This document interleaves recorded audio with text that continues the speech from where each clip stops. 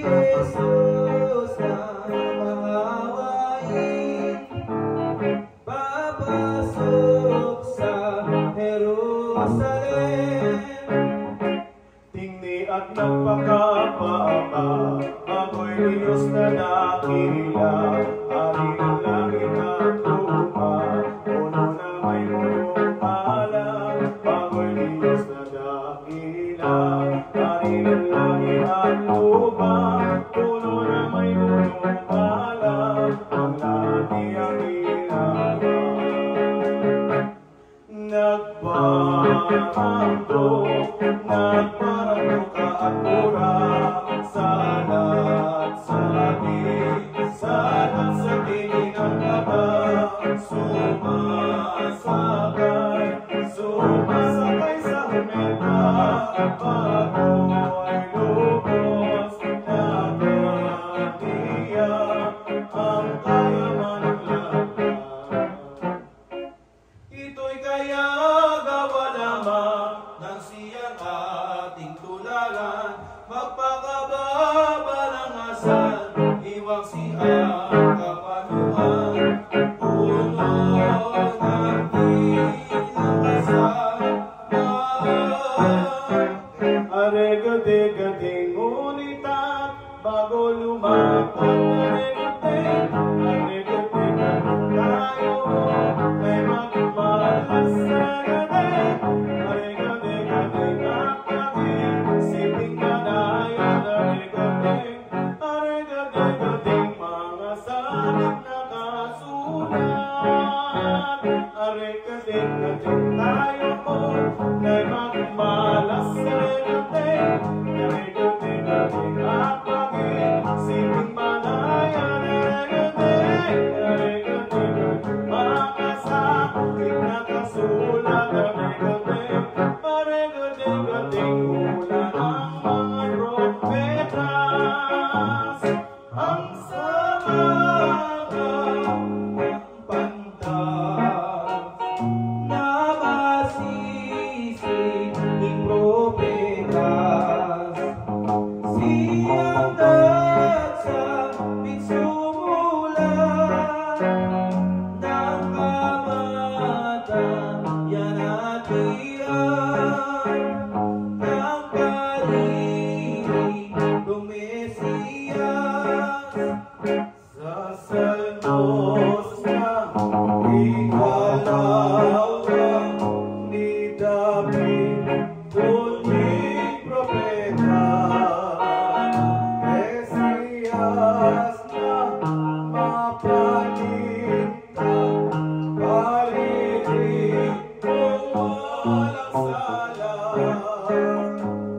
kusang magpapakamura. Sinabi niya tinura ang buong kapangyarihan, sa punang kaparusahan, sa sino mang sumalansan. Ang buong kapangyarihan, sa punang kaparusahan, sa sino mang sumalansan ng kaniyang kautusan. Sinay sayang maglangihan, nadarating ang Mesiyas, darating ang manaramas, at tataling ang dihaman, aarinig sa husgan. Ano ba ating tinitig sa buong salmos ni David? Ang buhay na masasabi, pinapagpag lampas natin, iyong bertong mabagdilig. Ang propetang si Mekias, siyang nagsabing sumulat, sa Bethlehem pinanganak, at doon din nasisikat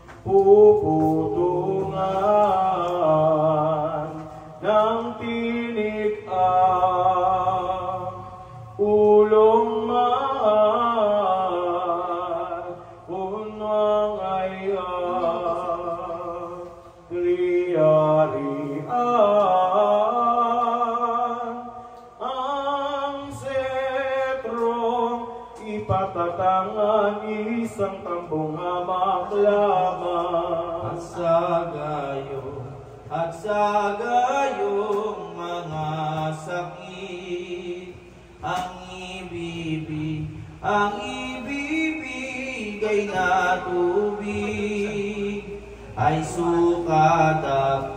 sukatak dong mapait.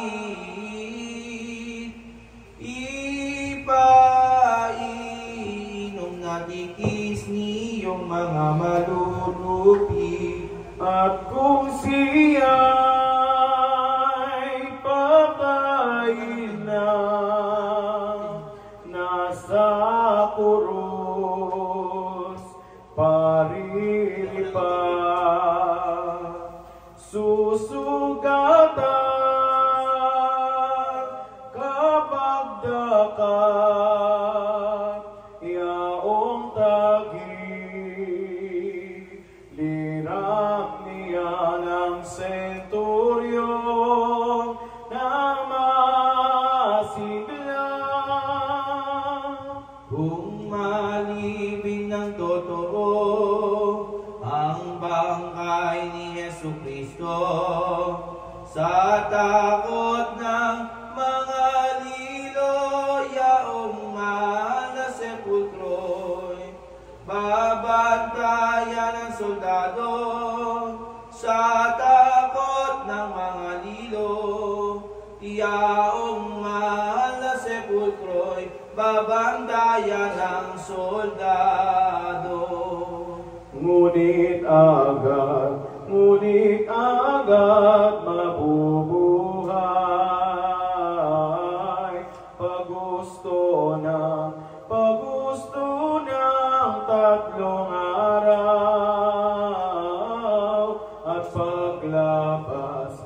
paglabas nasa ukay, pawang nalulunusan ang soldadong nagbabantay. Ito ang hulang lahat na ng masiling propeta. Ang sakit at madlang dusa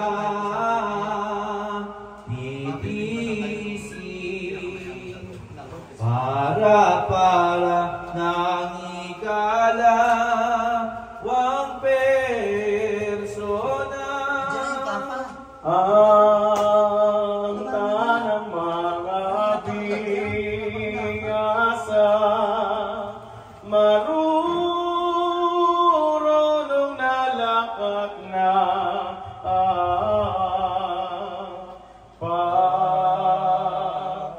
parang nangagbadya na sinakyan ng talaga.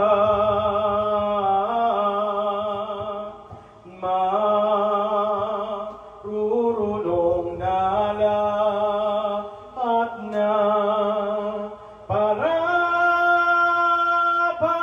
nangagbadya na sinakyan ng talaga ni Jesus siya umumenta.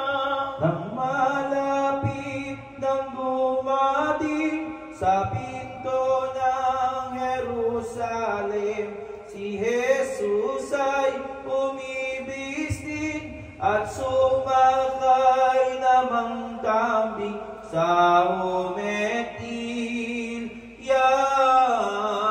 turing. Pagkakyaong umetilya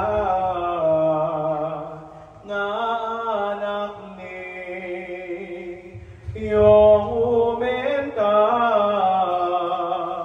bata't dili makakaya,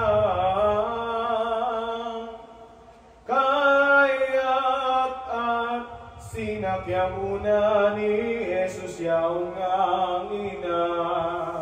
Dito na nga ninatupad ang hula ni Zacarias.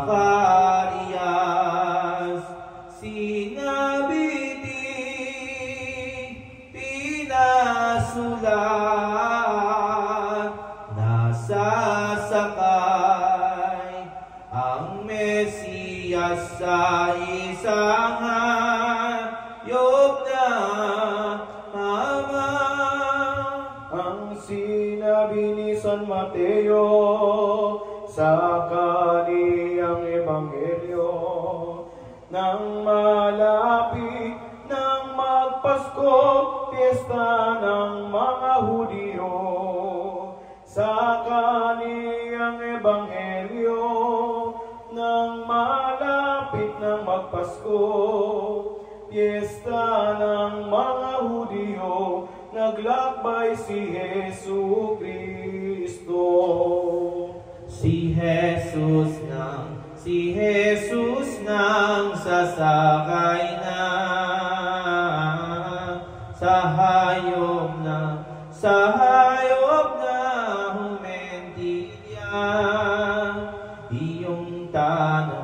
iyong tanang mga kapa, niyong disipulos niya iniangkas kapag Lumakad na si Kristo, naliligid ng katoto sa Jerusalem ang tungo, at balak niyang tutunan